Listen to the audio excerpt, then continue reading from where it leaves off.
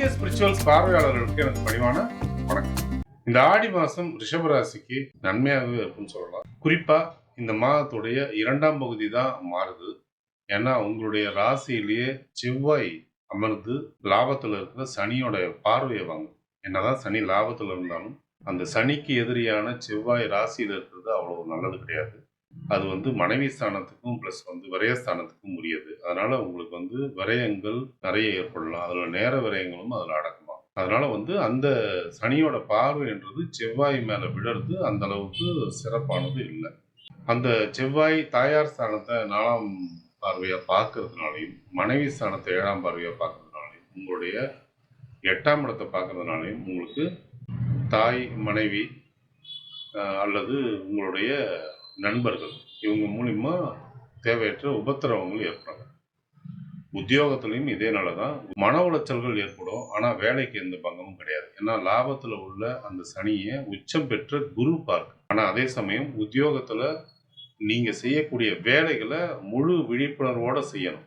நீங்க விழிப்புணர்வு தவறுச்சுன்னா உங்களுக்கு அவப்பெயர் ஏற்படுறதுக்கான வாய்ப்புகள் உண்டு. சொந்த தொழில் பண்ணக்கூடியவங்களுக்கு ரொம்ப ரொம்ப ஆதாயம் கொடுக்கக்கூடிய மாதம் தான் அது.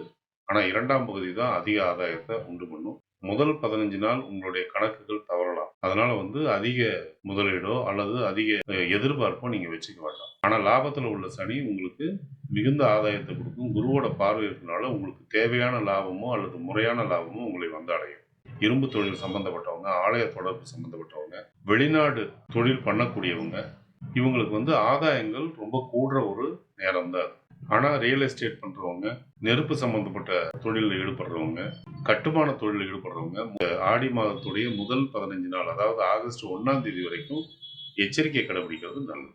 அதன் பிறகு அவங்களும் லாபம் அடைவாங்க. குடும்பம் இந்த மாதத்துடைய 2ஆம் பகுதி மகிழ்ச்சிகரமா இருக்குன்னே சொல்லலாம். ஏன்னா முதல் பகுதியில உங்க வாழ்க்கை துணையோட கருத்து வேறுபாடுகளோ அல்லது தாயார் அல்லது தந்தை கருத்து முரண்பாடுகளோ அல்லது அவங்களுக்கான ஆரோக்கியத்தை மேற்கொள்றதுல ஏற்படுற சிக்கல்களோ உங்களை அலக்கழிக்கக்கூடும். ஆனா மாதத்துடைய 2ஆம் பகுதி குடும்பத்துல நல்ல மன மகிழ்ச்சி ஏற்படும், விருந்தோம்பலும் இருக்கும். தாயோடைய ஆரோக்கியத்துல கவனம் எடுத்தே ஆக வேண்டிய ஒரு நேரம் இது. அதே நேரத்துல தந்தையுடைய ஆரோக்கியத்துல எந்த கோளாறும் இருக்காது. உங்களுக்கு மன அழுத்தங்களால் ஏற்படக்கூடியதும் அது அல்லது சம்பந்தம் இல்லாத எலும்பு வலிகளும் ஏற்படக்கூடும்.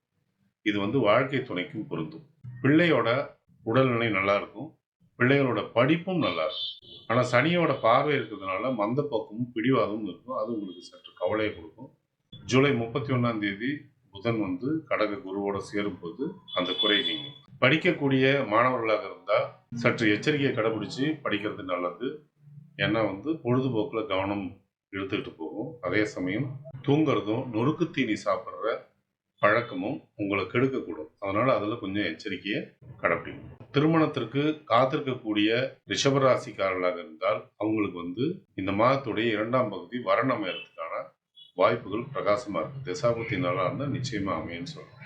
வெளிநாடு சம்பந்தப்பட்ட தொழில் பண்றவங்க, வெளிநாடு சம்பந்தப்பட்ட உத்தியோகம் பண்றவங்க, இரும்பு தொழில் சம்பந்தப்பட்ட தொழில் பண்றவங்க அல்லது ஆலயம் தொடர்பான தொழில்களை மேற்கொள்ளக்கூடியவங்க, மரம் சம்பந்தப்பட்ட தொழிலை பண்ணக்கூடியவங்க இவங்களுக்கு எதிர்பாராத லாபங்கள் விளையலாம். அதுவே இந்த மாசத்தோட சிறப்பு பலனா சொல்லலாம். ஒரு சிலருக்கு மூத்த சகோதரத்தால ஆதாயங்கள் கிடைக்கலாம். இந்த மாதம் உங்களுடைய முக்கிய முடிவுகளை எடுப்பதற்கு சாதகமான நாட்களை தேர்வு செய்வது மிகவும் நல்லது. உங்களுக்கு நல்ல திசாபுத்தி நடந்து கொண்டிருந்தால் பலன்கள் இருமடங்காக மாறும். சோதனையான திசாபுத்தி நடந்து கொண்டிருந்தால் பலன்கள் நடப்பதில் தடை தாமதங்கள் ஏற்படும். பாதகமான நாட்களில் முக்கிய முடிவுகளை எடுக்காமல் இருப்பது மிகவும் நல்லது. ஒருவேளை உங்களுக்கு நல்ல திசாபுத்தி நடந்து கொண்டிருந்தால் இந்த நாட்களை பற்றின கவலைக்கு அவசியமே இல்லை. சந்திராஷ்டம தினங்களில் தேவையற்ற பயணங்களையும் தேவையற்ற பேச்சுக்களையும் தவிர்ப்பது நலம். நன்மைகளை நீங்க அதிகரிச்சுக்கவும் உங்களுடைய தீமைகளை நீங்க குறைச்சிக்கவும் நீங்க வழிபட வேண்டிய தெய்வம் குரு தட்சிணாமூர்த்தி, திருப்போரூர் முருகன், திருவட்டத்துறை தீர்த்தபுரீஸ்வரர்.